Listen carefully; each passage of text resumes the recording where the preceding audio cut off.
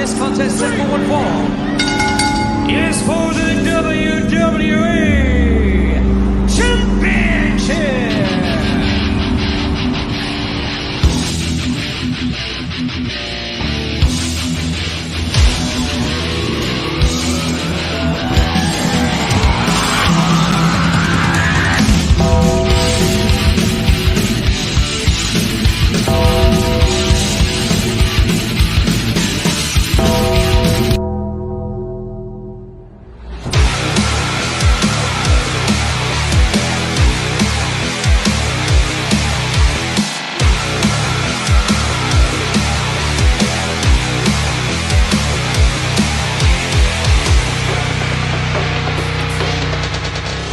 Life moves pretty fast.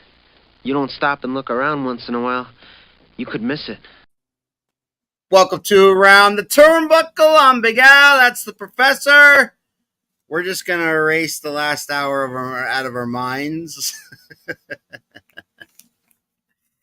And we are awaiting Marvelous Malcolm King. If you guys have not seen Marvelous Malcolm King's first interview earlier in a couple of weeks ago, the Professor and I talked to him about Seven Mountains, and we talked to him about CCW and Valor and United, the shows that they do.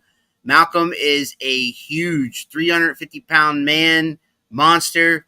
He is a sight to behold in person, is he not, Professor? Oh, yeah. He's a big old boy. Christopher's back with us, and thank you for coming back with us, my friend. Here we go, he says. Okay, so we sent Marvelous Malcolm King the link to this show. He is at work, so he might be in the middle of something, but he will be with us. So those of you who are tuning in to Around the Turnbuckle to see Marvelous Malcolm King here live at 7 o'clock on Sunday, June 30th, he will be with us momentarily. A few program notes, Professor. There is no Around the Turnbuckle next week. Right. I am in Tennessee for a business conference for McKee Foods, so I actually leave Sunday morning at like 4 a.m. I'm excited. It's my first ever trip with them, and it's basically a conference where we go over all the new stuff, go over all the new technologies and things like that. It's a bunch of little seminars, and they feed us breakfast, lunch, and dinner, and I'm down in Tennessee for a week. You get paid to basically do nothing for a week. It's great. Absolutely. Do you guys think of any surprise winners at Money in the Bank? Surprise winners while we're waiting for Marvelous Malcolm King. And those, I just seen a whole bunch tune in just now. For those of you tuning in for Marvelous Malcolm, he just texted me. He is on his way. But Keith, you want to answer this? You guys think of any surprise winners at Money in the Bank? I'm so behind. I don't even know what the card looks like. I'll be honest with you. Surprise winners, I mean, to me, I think it's pretty cut and dry. I think that this is the time to push Tiffany Stratton. I think Tiffany Stratton wins Money in the Bank because they took out Malcolm King. They took out Jade Cargill, so she's not in it. Yeah, they took out Bianca Belair, so she's not in it. I think even in a year, you're not going to necessarily want Jade in that kind of spot. So if you're looking for like the star of the bunch that's in the Money in the Bank, the women's Money in the Bank, it's Tiffany Stratton. For me, I think it's LA Knight for the men. That's my opinion. Who else is in it for the men? I'd have to look. I know a few. I know a few of them, but LA Knight has qualified. But Marvelous Malcolm King is here, and he joins us now. What's up there, man? Hey, what's up, man? I'm just driving around the block to get home.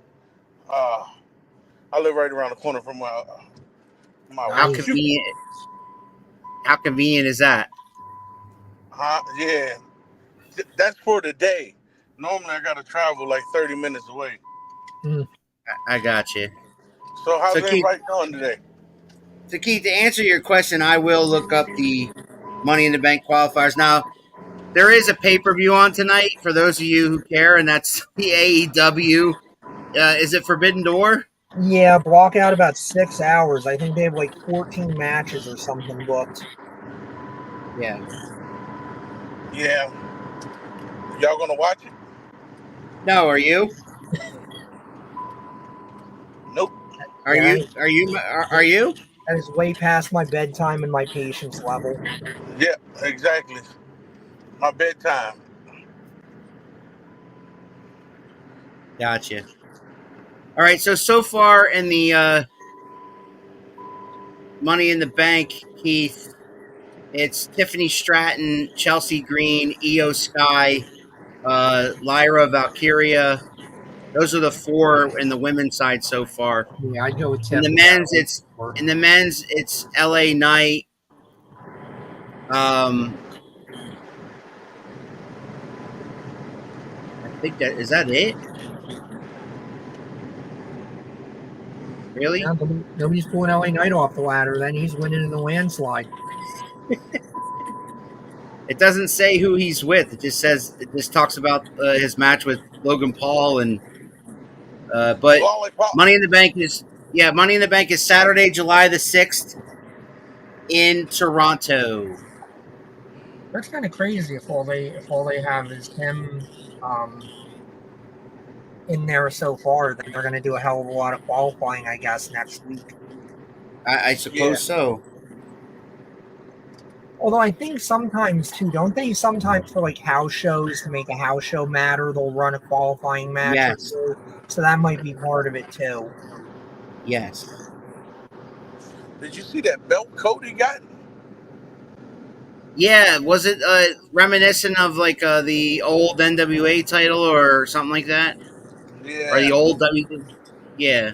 Yeah, I'm down with that. Yeah, I always like the old school belt designs. Right. A lot of the stuff the last few years, it's obvious they do it to like make toys and appeal to kids. And it's like, I get it. I get you're a PG product. I get you got to sell the toys, but you know, you also want something that it looks like grown ass men wouldn't be embarrassed to carry around with them. So I got an update there for you before we start talking to Malcolm because he's driving right now. I'm home Jay, so Jay Uso is in the men's Money in the Bank. Carmelo Hayes, Andrade, Chad Gable, and LA Knight, and then that's the 5, and then there's a to be determined this week. Yeah, I mean, right now to me it looks like it's either LA Knight or if you're going to try to do a long build with Jey Uso. Yeah, Harry, he said Uso, Chad Gable, Andrade, and Hayes, and LA Knight. There's no offense to Chad Gable, but I just don't think Chad Gable is going to be a guy that you're going to credibly want to watch in a world title match, at least not right now, maybe down the line, but he always feels to me like sort of the guy that can be involved in those matches, but I don't think you're going to pull the trigger on him. So then you got Damian Priest versus Seth freaking Rollins for the World Championship. That should be a good match. It's actually got extra stipulations. So if Priest wins, Rollins can never challenge for the World Heavyweight Championship as long as Priest is champion. And if Rollins wins, Priest must leave the Judgment Day. That's nice. That gives you some options. You can go either way with that. Toby. Sami Zayn versus Braun Breaker for the Intercontinental title. Been a good run, Sammy, hadn't it? I think it's been a good run. Come here. And 6-man tag, Cody Rhodes, Randy Orton, and Kevin Owens versus the Bloodline of Solo and the Tonga brothers. Or they might put Jacob Fatu in there and have one of the Tongas outside, I guess. Hi, buddy. How you doing? How you doing? Here, want to see? Hold on. Stay right here. So we're just waiting for Malcolm to settle down, and we'll talk to Malcolm. But again, if you guys have not seen that part 1, go on our YouTube channel and check out part 1. That we kind of started his career there, but then we got into some stories, some road stories. He's got plenty of good road stories concerning some of the stars in Pennsylvania, but we needed this part 2 pretty soon, so we're here. So as he's arriving home, are you all right? Let my dog out. He's letting his dog out. All right. See you later. Have a good day, buddy. You always got to do that. Yeah. All All right, Malcolm. So you know what? the first episode, we heard about how you started in professional wrestling, and we led that all the way up to Seven Mountains. Yeah. But we really didn't get, we had a bunch of stories along the way. So, talk about what's going on with you lately. Well, I mean, right now, as of right now, PCWA, we just got screwed out of our tag titles. PCWA, we Now, was that at Bushholds on Saturday? Yep. Yeah, that auction house. I think that's what it's called. Yeah. Yeah, Bushholds Auction House. Yeah. Yeah. So we got screwed out of our tag titles. Big Nasty loss, of course. The fans were upset. It was like a doozy of a screw job. So after a while, you question what type of integrity these guys have, because Joey P, you know who you are, and Surge, which that's who he looks like. I don't care. Louis, I can't say his name properly. Lunick. Lunick. Yeah. Lunick. Y'all know who you are. Come on, go in the house. You know who you are. And in Northern Tier Wrestling, you know who y'all are. Well, let me tell you something. Y'all are all pieces of trash. Come on. And he'll be looking for some payback as Marvelous Malcolm King and Big Nasty. Big Nasty, the team of him, and was that him and Adrian Bliss there, Professor? Yes. Yep. So we had Adrian on last week, big man, and he had lots of good things to say about you. Man, that man done taught me so much. I got what Rob done taught me, and now I got his teaching, and all I can say is thank you. The man is a creative genius. Rob Knox, he's a creative genius. So you've been blessed to work with these people. Yeah. Yep. It's a blessing. Yeah, Professor, we're getting a tour of his house right now, man. Alexa, turn on number 1. You about to like the color of the wall. There we go. So, I've been wrestling since 2006. That's over almost 18 years. Right. Yeah. I've been blessed to be able to wrestle as long as I have. Mm-hmm. And I'm grateful for anything and everything that I get. But there's times where I didn't like people in wrestling. Yeah. There's times where I didn't like wrestling. I always loved wrestling, but I didn't like it at times. Right. Mm-hmm. And ask me anything. Nothing's off the limits. Well, you got something for him, Professor? I'm trying to think. So when He's taking you to bed right now, by the way.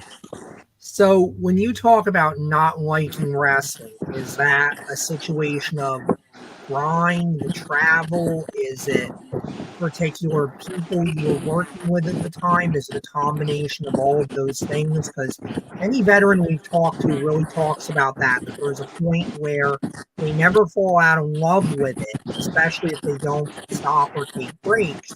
But they all say the same thing, where there are points where they're like, there's that, why am I doing this? What's the point? I'm not happy doing it, but they keep going back, and then they find the happiness again. Okay, so have you found it harder to wrestle guys your size? Here, I'll get you. Well, I'll answer Keith. I'll bring that up. Answer Keith's question first. So first and foremost, when I fall out of love with, When you didn't like it. When I didn't like wrestling, that question threw me off. But yeah, it was not the people. because I can work with pretty much anyone. I've proven that multiple times. I can work with any type of situation. It was the situations that did not make sense that Right. put me, you, that person in jeopardy of exposing bullshit. Right. That was it. But I've learned that long as I'm doing what I need to do, and the people around me are doing the same thing, I'm fine. Mm-hmm. You know, I don't have any issues with people per se. I don't like certain people because of their attitudes, but at the end of the day, I still respect them. You know, I just, I'm a nice, happy-go-lucky person. If Mm-hmm. I if I disagree with you, I'm going to tell you about it. But Mhm. if I don't like you, you had to do something to where I didn't like you, because I don't Right. like dislike anybody. I got you. So I'll bring this question up. Yeah. You saw it. At your size, have you found it harder to wrestle guys your size or the smaller, speedy guy? I have you really saw me wrestle before, Christopher? Well, he lives in South Carolina, so the answer is no, unless he saw you on YouTube. I mean, I was down there too. But here's the thing: when you my size and you are trained the way I was trained, you're trained to be able to wrestle any type of style and any type of person, Right. no matter what size you are. I can Mhm. work. I can work the two of you in a match and have no issues of getting you over. I'll take it. And the reason Oh, why is because professor. I was taught well. Rob Knox is to me is the greatest trainer. Wait a minute, one of the greatest trainers because Mark Mess is a great trainer. Yes. Absolutely. Absolutely. You know, and I was trained well. I had him. I had the two of them. I had Jason Havoc. I had Mikey Raff. I had Tom's. Azar, Damien Destruction. Yeah. Um, and then like just going to different schools, learning their styles. Like the one day, man, I want to say his name right. His name was Rebel, not Rockin' Rebel, but like the original, the Rebel. His name was Rebel. He trained. He was one of the people that trained Rob, and Okay. he came to the school one day, and he was teaching us old school wrestling, like old school, not the like the '80s or anything, like old school wrestling, how they used to wrestle back in the '80s and stuff. Yeah, And it was just more grappling and more groundwork, right? yeah, and then like he showed us how to hit the ropes, and I was like, man, no wonder they hit the ropes like they do, and like this was teaching us stuff, and it was so enjoyable. I love learning and I love teaching, and at that Right. moment I was happy and excited because like I was getting taught by the guy who taught my guy, because I'm a Rob Knox's guy, Right. Mhm. you know and he just helped out. Like we learned so much. And I'm gonna just say this: I've done so many seminars that like it just adds onto the piles of seminars that I already had underneath my belt and the stuff that Rob taught us. Mm-hmm. I'm not really here to get myself over. I'm here to get everyone else over because Yeah, everyone else helped me to where I'm at. it's funny that you say that because anybody that we have talked to who has crossed paths with you or is friends with you or has trained with you or has worked with you, they always say that about Yeah, you, that you are more about helping them get over. And in the process, you do show what you can do at the same time, but there's an art form to it because you care more about getting them over or the story over versus getting Marvelous Malcolm King over. because if I don't get them over, I can never get over. Yeah. Exactly. So if I look at it like wrestling is told by two people. Actually, three, but like it's three people: the referee and the two wrestlers. If Right. the three of you cannot get a story told within 5 minutes, there's something wrong. Right. Mhm.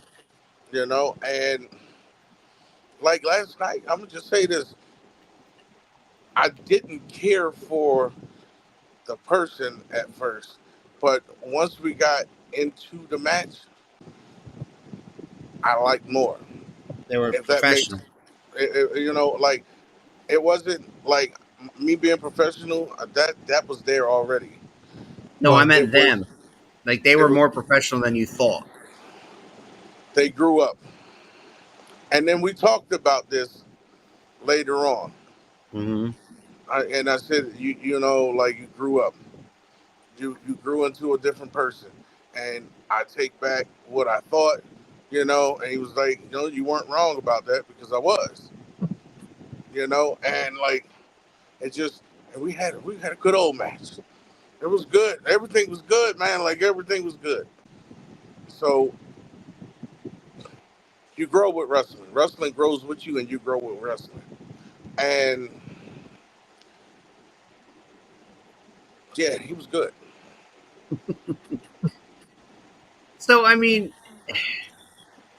in the first episode, the part one episode, you did admit to us that in the beginning you did have like dreams like everybody else did. So where are you at with that now in your mind? Because you're more knee deep in your own promotion. You work together with other promotions and other schools. Valor, CCW, Seven Mountains, you have the United shows.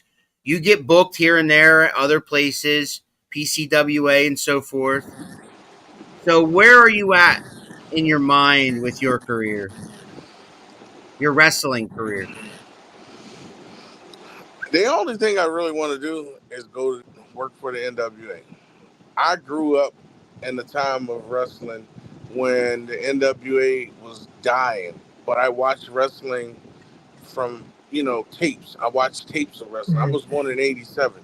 So anything from the 88 up until like 90, what was it, 94?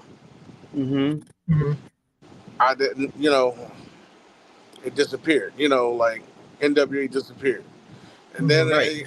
you know, it was WCW. I think WCW is the greatest promotion, wrestling promotion of all time. I could care less what anyone thinks. I mean, because the NWA, you had all these championships that meant so much.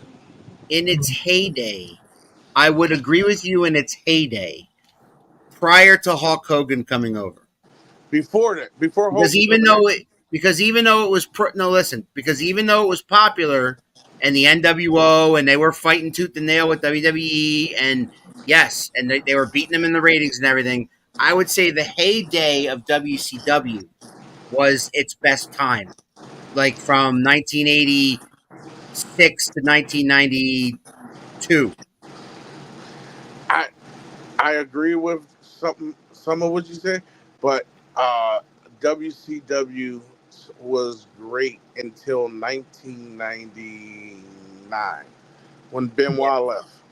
When Well, yeah. Benoit, you know, all of them left, and the reason why is because that was when everything transitioned from being wrestling up into a joke.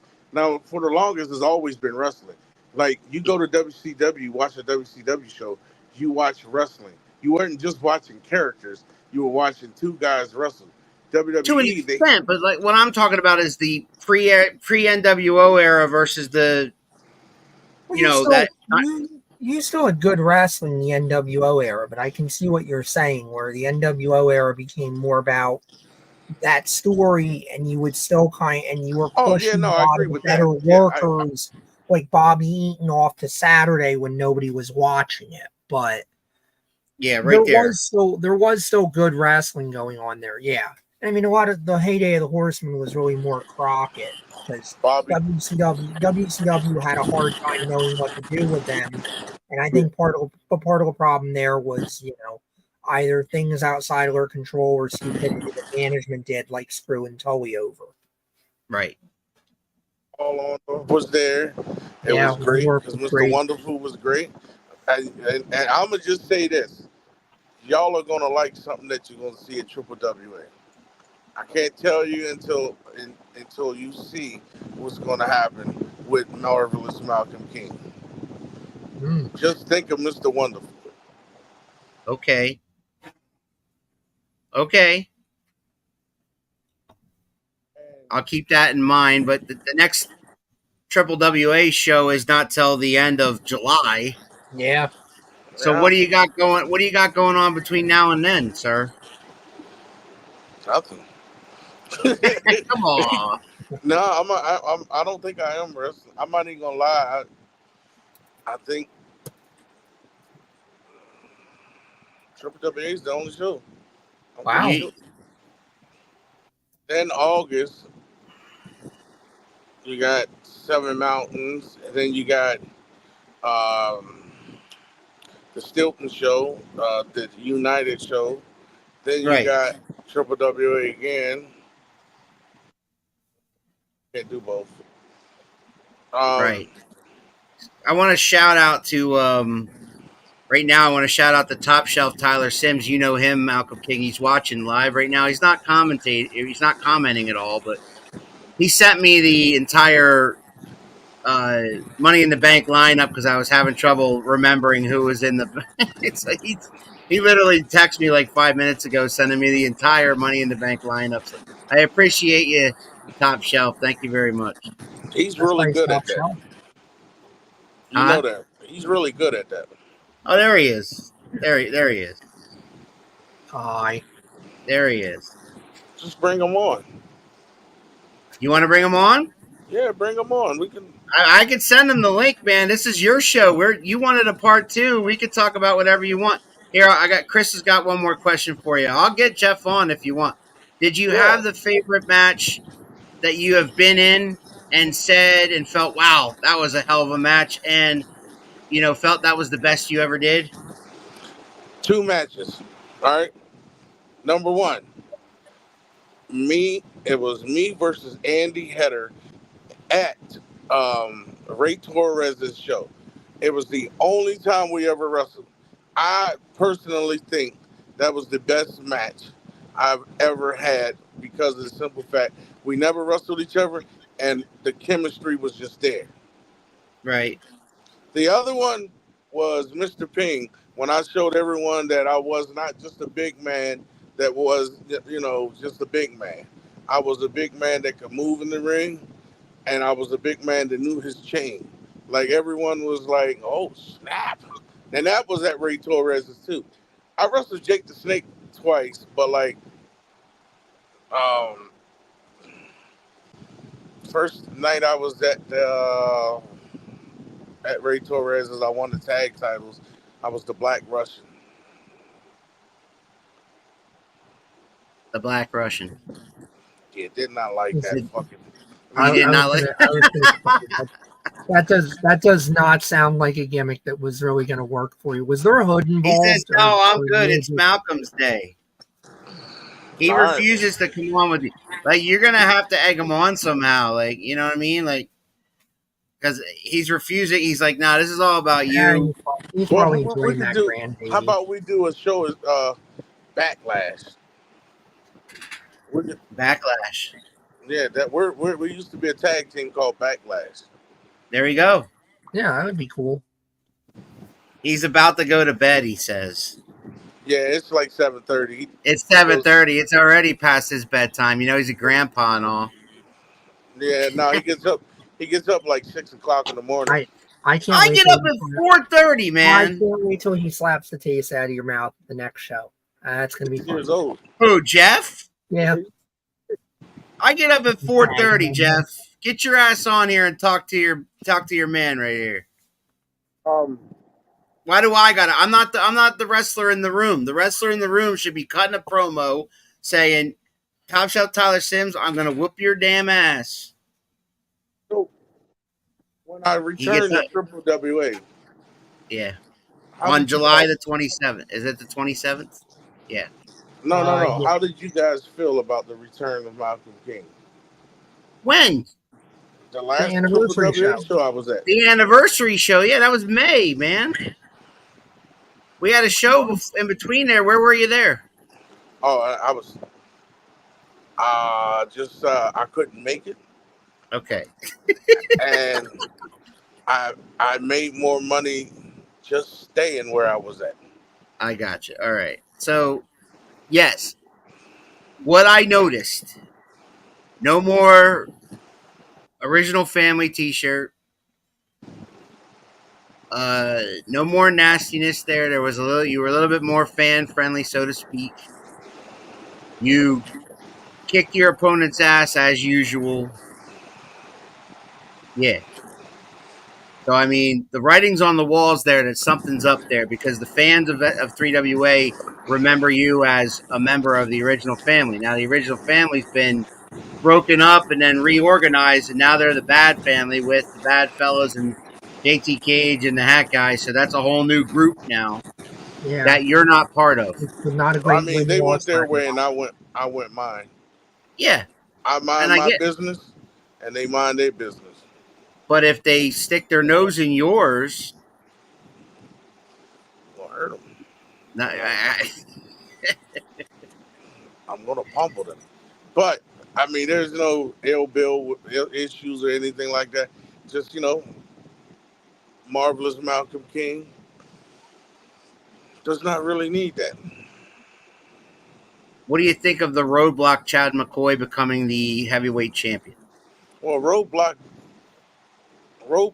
he's the champion. I mean, that's pretty cool. Mm-hmm. I mean, he deserves it. Yeah.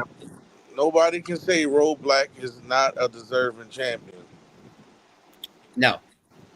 Nobody could say that. You're absolutely right. And Roadblock is a good guy. Like, the best thing about Roadblock is that he gives them what they need, and that is someone to look up to. The Triple WA fans always look up to Roadblock all the time. I heard he showed up at the show last night. Yeah, he was there. He's like, hey, Malcolm, how you doing? Good to see you. Ladies and gentlemen, the former 3WA heavyweight champion, Top Shelf, Tyler Sims. I think we done pissed him off and said his name enough. I think you pissed him off. Hey, Like I said, I can't wait till he slaps you. Hi, buddy. Hey, Tyler. Hi. Hey, how you doing? Hey Malcolm, what are we giving the Dinoisms with Roadblock My name's Roadblock. and Malcolm? How about I Malcolm? wasn't gonna say nothing, man, Bro, but it sounded I kept off saying there. I kept saying it on purpose. Roadblock. I know. Yeah, I know Malcolm. Malcolm King. I've heard him called Jamala Claus by people because I guess did you dress up like Santa at one point? I don't know what you did. Oh yeah, man. Yeah. Like, all right. So I love kids. Like I got my son when he was like probably like 5 or 6. I dressed up like Santa and had a bunch of presents. And when he came over, I greeted him.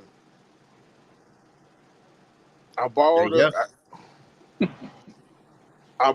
a Santa suit from a fan, which was one of the greatest fans of all time. Rest in peace, Bill. Like Bill Mortimer. Yeah. Like, he was a great fan. And he always, every time I come to the show, he goes, "I'm gonna kick your," I can say ass, right? Yeah. Of course you can. We're All right, we're well, I on said it anyway. we're on YouTube exclusive. We got kicked off of Facebook for our vulgarity. Oh, so he was like, "I'm gonna kick your ass." He said, "You cheat tonight, I'm gonna kick your ass." You remember Bill at Rob shows? Yeah. So every time, and then like the one year I was like, "I'm gonna dress up for myself for Christmas," and Rob talked to him, and he let me borrow it, and I dressed up for him. There's the picture on the internet. Oh, that's right, my old Facebook got torn down, but I'll find a picture and I'll send it to you guys. Pretty cool. So, 2 former members of the original family here. What do you think? What do you think, Top Shelf? Oh, he's better outside the family there. Apparently, I'm doing better since I've been out. Yeah, I just want Malcolm's favorite person to say hi. Oh, No, because I actually hate him. He told him he's not allowed on any road trips anymore that we go on. Wow. He's a rude little. Wow. Oh, yeah. One of the first times we ever took him to the show. So we're driving, and he's sitting there going, "Hey, why are you so fat?" Just starts calling him all these names. And he's like, what are you doing? He's like, what are you talking about? He goes, don't you have any manners? And he just kept like going on and on, no filter, nothing. Jamal, he's like, you can't bring him anymore. I can't stand this kid. We're about to drop him on the side of the road if he doesn't shut up. Like he was getting dropped. Yeah. Oh, it was so funny. He's changed. Wow. Yeah, he's grown up a little bit now. All right. The best thing about road trips is if one of us eats something from a gas station. No, that's probably the worst thing about a road trip. No. Depending on what it is. Depends on what it is. Because if it just gives you gas, I'm fucking up the car. Oh my Right. God. Rolling down the windows doesn't even help. No. Yeah. And then he tries to play it off like he wasn't the one. Of course. Or You're all about to die, but it wasn't him at all. Yeah, no, not at all. or I turn the heat on. And lock the windows. Oh my God. Yep. So to what do we owe this honor, Mr. Sims? Or did You guys made me come on. I didn't make you do anything. You guys baited me till it made me feel bad for not joining. Got him all basted up, looking like a turkey, like a unbasted turkey. Yeah, my kid's the one that said the little hi. I didn't even know I didn't know how to comment on things. I'm he trying knows. to comment. The kids know, man. The kids know how to comment on YouTube, man. He did the hi thing, and I'm like, how'd you do that? And I'm trying to tell you guys that no, it's Malcolm's Day. And I'm like, how do you send the thing? And he's like, oh, you got to do this, and he's pointing at a thing. I was like, what the heck? There it is, but he's here anyway. So Yeah, I posted that like 15 minutes ago. Okay. So before we became Backlash, me and Jeff were wrestling against each other, and we were wrestling against each other at Rob's. Okay. And to be honest, like our best matches was against each other. To be honest, then we started tagging, and the first time we feuded was over the traditional championship. So. Oh, is this when I rolled down the hill? Yeah. Oh, okay. Oh. Yeah, this is how part. nice of a person he is. Keep going. So, okay, since he wanted to bring it up, I wasn't going to bring it up. So Yes, you were. You just did. You brought it up. So I threw Jeff down the hill, a baseball field, into a baseball field. So we're fighting, we're going at it and everything. We're working our way back to the ring because it was like a carnival thing going on. So we're fighting. Jeff's on some bleachers, and he's bent over. He can't even get it out. He can't say he did on accident or nothing because you see how much he's laughing. It's He flipped you down the hill? Okay, I'll finish the story since he can't say. Okay, there was a big hill.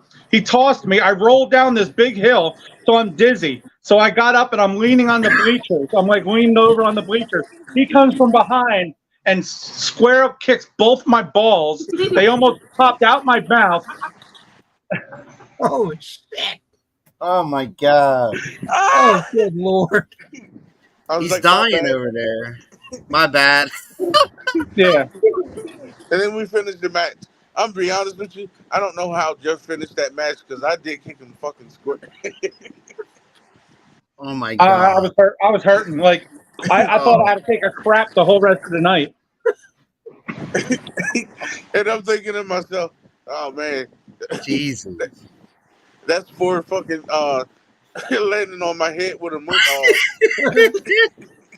Oh yeah, we did that. We had a dog collar match, and I tried to do a lion salt, and the chain was on the rope. So when I stepped to do it, I stepped on the chain and I couldn't jump because my head was already down there. So I did a roll and landed square straight on top of his head. Is it safe? Are you okay? You're okay now, though. Yeah, my balls went back in place. All right. So, is it safe to say that he's a better tag team partner than an opponent, or Well, yeah, no? because he doesn't go after my balls. He's not going after Jeff's balls. Jeff is Yeah. laying his head. You're okay in my book if you don't go after my balls. Okay, And that's why we're friends, because I've never gone after his balls. Here's the deal, though. That was a receipt from him kicking me in my fucking head. That's what I kind of figured. Oh, the balls. So he was on your head first. He kicked me in my head, but I didn't need to kick him that hard. But that's still not. The receipts are supposed to be somewhat near the same. A kick to the head and a kick to the balls are nowhere near the same. My head is near my One's balls. north, one's south. You're attacking on the north. You're attacking from the south. All right, so I got a better story. I got a better one. Here goes. All right, go ahead. So we're working Rob Knox's and James Dillon. We were shooting up there with them or whatever because we just shooted with them. This like the story was, I was fighting Rob and he came out, saved me, and I went out and saved him with Dillon. So we fucked Dillon up earlier in the night. I mean, we fucked him up. So later on, we go to fuck Rob up. Well, here comes Dillon. I saw him with that stop sign. I dropped down. There's a video of it. I dropped down, slide out of the ring. Yeah. I only was there because I was just there just to be there. I still have my glasses on, everything, because I wasn't supposed to get involved in anything. All of a sudden, I'm in the ring. All of a sudden, I turn around, and Dillon's running at me with this stop sign and smacks me right in the face with the stop sign. And I'm like, all because Jamal decided to get out. Rob goes, no, you fucking didn't. I said, I tried to warn you. I said, hey. He goes, you didn't finish your sentence, motherfucker. Oh my God. He goes, did I break your glasses? No. Unbelievable. But he caught me good. Yeah, he caught him good. Now all you gotta do is type in Tyler Sims versus Bulldog James Dillon or something. James Dillon or something like that, and then you type in It's on YouTube. It's on YouTube. And like, man, we used to tear that fucking Lewistown the fuck up. It was like everybody was like they hated us because Mike Lash was our manager, and we were all friends. We all actually lived together for a little bit of time because we were just moving to Lewistown and he was being a buddy and shit like that. So he let us stay there. Probably the second scariest man I know. Because we were in the kitchen eating and his kids started fighting and he fucking gripped them up and fucking told them, now sit down. And me and Jeff looked at each other and we were done eating or whatever. I go, I'm kind of scared to go out this fucking living room. Goes, yeah, we just sat in the kitchen for like a half hour afterwards. No food, nothing, just sitting there like, just sitting there talking how long are we to each going other. to sit here?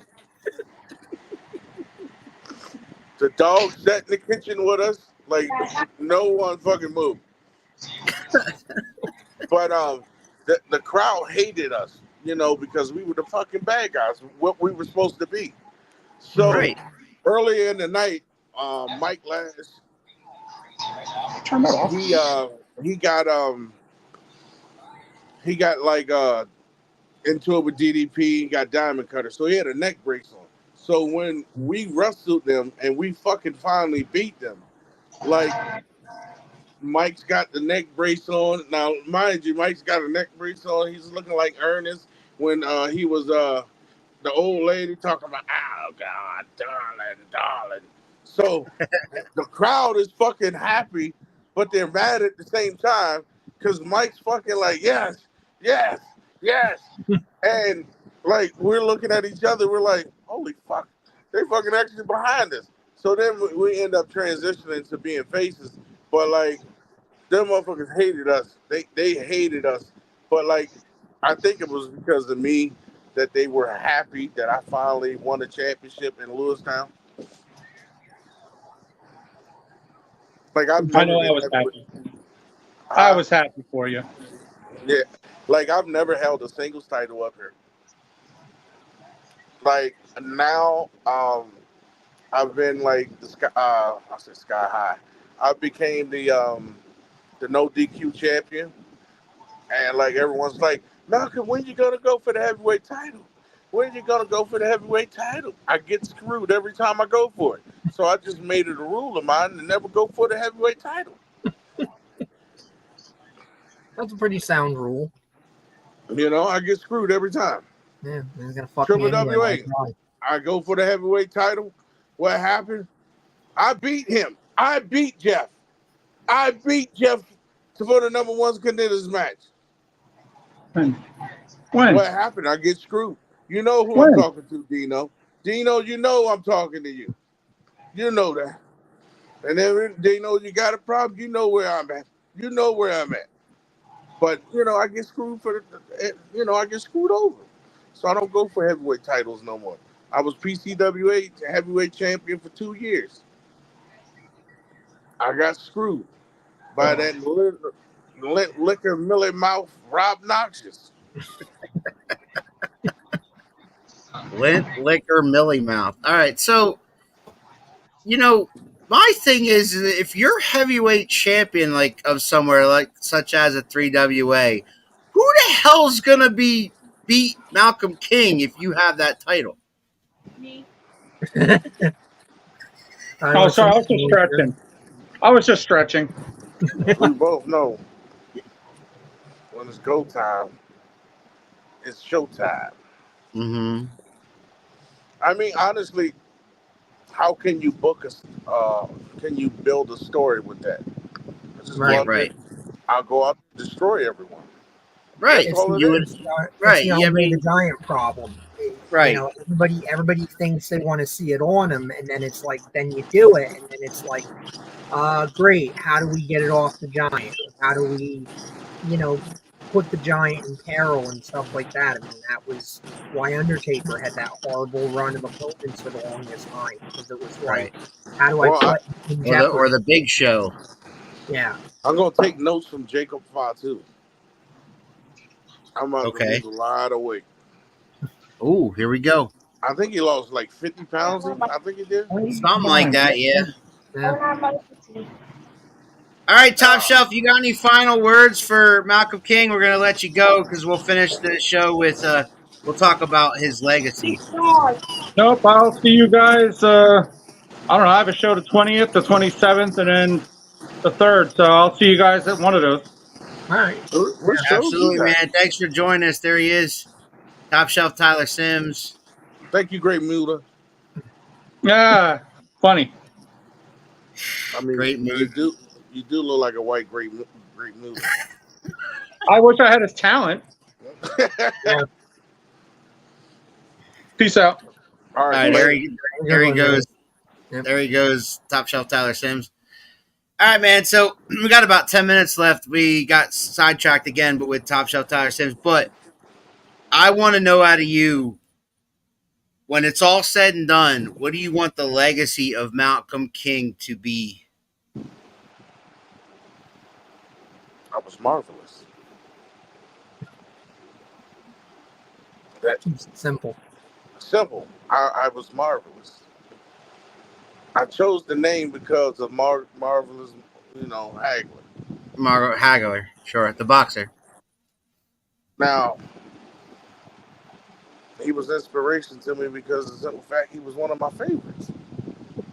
Him and Leonard. I seen every fight of him versus Sugar Ray Leonard. That's when boxing was a lot bigger than it is now. And my goal is to have everyone say MMK, Marvelous Malcolm King, was marvelous. Everything I did was marvelous. I wasn't perfect, but I was marvelous at what I did. I enjoy wrestling and entertaining the fans. Mm-hmm. I wish that I could do more. But everyone knows that your time comes when you got to stop wrestling. Mhm. Some Mine ain't people know nowhere it, some near. people don't. Mine ain't nowhere near yet. Right. But when it comes, I know I got to hang it up. And then But I got to it'll figure never out what leave I'm you. going to do. But it'll never leave you, though. I mean, you could downshift to just promoting and teaching. You could still do Seven Mountains if you're not in the ring anymore, right? Yeah. I'm not worried about that. I know my legs was hurting yesterday. They felt like rubber bands because, like, man, all week all I did was cut grass. So like I was on my feet every day. I Mhm. live in an apartment. I got to go up and down stairs. Right. So I had to lose like 15 pounds this past week. But That's good. The professor's lost a lot of weight lately. I don't know if you've noticed that. oh A yeah, lot of man, he people, looking good. yeah, a Yeah, lot of thank you. people have noticed that. Yeah. Yeah. Me, I'm Um, still the same fat fuck I was in 1994. So but you didn't change, and you had no Yeah. health issues along the way. no, Yeah. no. You've stayed committed. Knock on wood. So, but like also, I want to work for the NWA. So if anyone from the NWA, I don't even care to be an amazing story. I just want to work 3 to 4 matches for the NWA, For the NWA. and I can retire. Like honestly, after that, I don't care. My goal has always been to go towards the NWA. WWE was like, hey, that'd be great, but like Right. the NWA was like, Where your heart was. yeah. You got Dan Severn. He was an NWA heavyweight champion. You got Chris Canandino. You got um, Bobo Brazil. You got Ron the Truth Killings, which is our truth. Our You truth. know, Mhm. you got so many people that was NWA champion. You got Kerry Von Erich. And I'm not even sure, but I'm pretty sure Jerry Lawler was the NWA champion. He Which was because it transitioned. Jerry Jarrett was pushing for him to get it, and they always kind of hemmed and hawed and pushed him off. And then he did get the AWA title So when they what were about when working with him and Byrne, and then they got sideways, and it became a whole big stink. Where I guess he still has physical possession of an AWA belt because they stripped him and couldn't get it back because that was part of the argument. Like, one of those, fuck you, you owe me this much money. Fuck you, no, I don't owe you anything. Cool, I'm keeping the belt then, fuck off. no. All right, so NWA has a 76th anniversary special in August at the 2300 Arena in Philadelphia. I guess I'm going to Philly. I guess so. I'm mentioning that because I think you better get your ass to Philadelphia. NWA 76 will be broadcast on the CW and online. It is at the 2300 Arena, the old ECW Arena, featuring EC3 and among others. They have a long list of stars they got coming through. That might be But the worth going current to if I can rub a couple of nickels together. There it is right there. I mean, they have not announced any of the card yet, but it is on August the 31st in Philadelphia, which I believe is a Saturday. Looking. Yes. I guess I'm gonna. Make sure I'm not booked that day. I guess I'm gonna talk to somebody I know. Yeah. I mean, I'm sure you got connections to that, especially that venue. And Who knows? Shit happens. I mean, you could show up there and they could say, "Hey, you know what? We do got a spot for you tonight. What do you think? You know, that'd be great." Yeah, I was supposed to go to Philly once, Mhm. and shit happened, and I couldn't leave, and end up it could have been something special. Yeah, I mean, 76 years. That's crazy. I didn't know that they've been around that long. That's Uh, why it's called. That's why when you talk about the NWA title, when people say the most prestige championship in wrestling today, in wrestling. that is why. Yeah. Because it's the oldest, most prestige. Everybody knows this. Right. Now you know. So I mean, yeah, just I was looking at their list of champions. And I mean, it goes back to the freaking 50s. Yep. But I think it goes back to the 40s even. I think that's when it was founded. George but Hackett the current NWA champion is EC3, and he is the 101st person to hold that championship. So the 100th person to hold that championship was Big Tyrus. You remember him?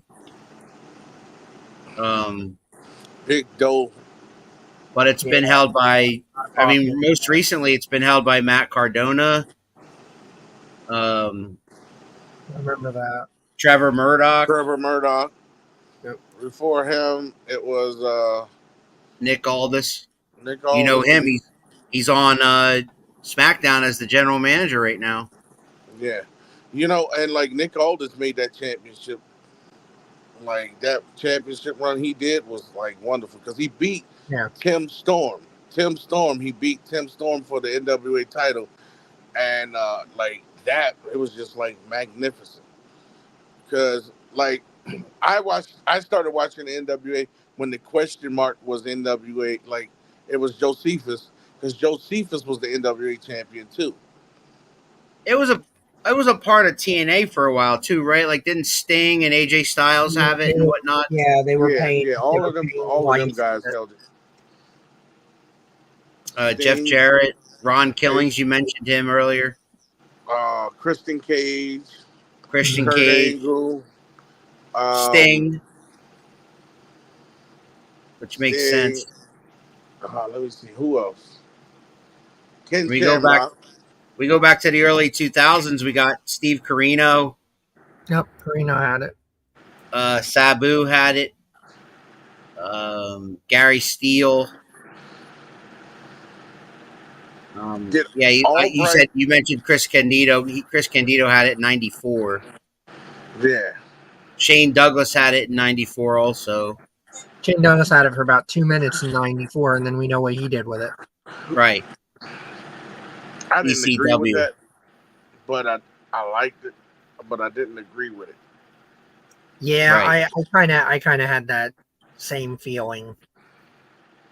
Then he explained the story to me.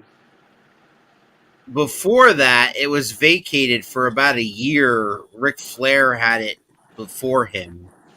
Yeah, because that was the whole controversy with Flair and WCW because WCW was still a dues-paying member, and then they got sideways where WCW said, well, why are we paying for this? And then, of course, Flair had the flare-up with Jim Herd about, well, if I'm leaving, you got to give me my $10,000 back because nobody just gave me back the deposit. And he's like, that ain't on me. That's on the NWA or whoever.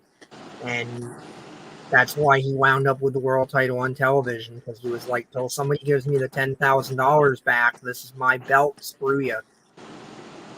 So we hope you get there, man. We hope you get to NWA. We really do. Yeah, what's his name? Wrecking Ball. He's their tag. I don't know if they're still the U.S. tag champions, but he was pretty funny. Like, I like. He's a big guy too. I mean, he's a big dude. Yeah. I saw him wrestle at Slatington one time. I couldn't believe the size of him. Unbelievable. Yeah. So listen, our hour is up, but is there anything that you want to mention that we have not mentioned in this last hour?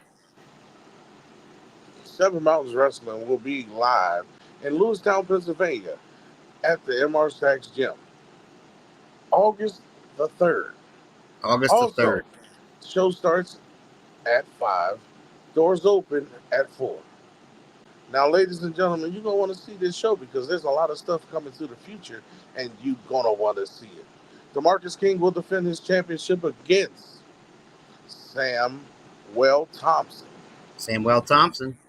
Also, the vacant No DQ championship will be decided because of circumstances that had happened. The match is now a winner take all. It was tied, but now it is a winner takes all match between Avon Atlas and King Rakim. Also, the newly crowned tag team champions will be in action against, I think they earned their rematch, I guess, or their lawyer said what he said to management. But Vintage Gold will be getting their tag team opportunity to try to win back their tag titles. But Kai Thomas and Marvelous Malcolm King has other words to say. That's an interesting combination right there. Yes, and there's so much more. Ladies and gentlemen, come and see wrestling live. Support the indies. Absolutely. Yep. That's what we're all about. Support your local independent wrestling. Go see Seven Mountains on August the 3rd. Marvelous Malcolm King will be in action before that in the last Saturday in July at the Q Mart in Quakertown. And also we have the professor and I will be at Seven Valleys for SWO on the 20th of July. So if that's all, man. Jeff wanted me to remind you that Adam Pearce and Cole Cabana also were NWA champions. Oh, I remember. He's got to throw Cole Cabana at me all the time, and Adam Pearce, yes. So both of the Raw GM and the SmackDown GM are former NWA champions. But you know what? Adam Pearce and Nick Aldis were probably two of the best NWA champion runs. I could see that manifesting into a match down the road at either like a Survivor Series or it's a Raw versus SmackDown thing where they get in each other's faces because there's been tension between them ever since all this started. So I'm trying to remember why Pierce doesn't wrestle. If it was an injury or just they didn't hire him to wrestle. I can't remember. I'm not sure. They didn't hire him to wrestle. Something that stops him from wrestling. And he's a great character on TV. I mean, as a GM character, he's doing a phenomenal job. And Aldis is stepping right in there with doing the same thing. I mean, a little bit more tougher. He just appears tougher than Adam Pearce, but still. No, he's a we're going to let... big motherfucker. Looks like Stone Cold, but talks like The Rock. Right. Yeah. So there you go. All right, man. Well, we're going to get out of here, but Professor and I will not have a show next Sunday. I am on a business trip in Tennessee, but we'll be back on Sunday the 14th with Prince Piranha, Professor. Well, that'll be fun. Always fun to talk. Always fun to talk to him. Always fun to talk to him. Just as much fun as to talk to a fallen asleep teddy bear named Malcolm King. All right, so don't get those hands out. Don't get those hands. Teddy bear. I love Malcolm. I love talking to you, man. You know that, and we wish you nothing but the best. And get your ass down to Philadelphia. I would love to hear that you somehow talk to somebody, talk to the right person, and got yourself on that card. That'd be something else. Yeah, I'm actually going to get off the phone with y'all, and I'm going to figure out who do I need to talk to. August 31st, Philadelphia, NWA. All right. Marvelous Malcolm King. Make it happen, man. Make it happen. I love it. Have a great All night. right. For Marvelous Malcolm King and the Professor, I'm Big Al. This was Around the Turnbuckle. We'll see you guys next time. You think you know me?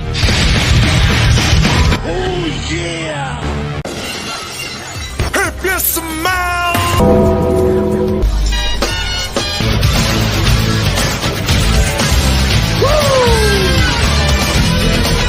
Calculations are correct. When this baby hits 88 miles per hour,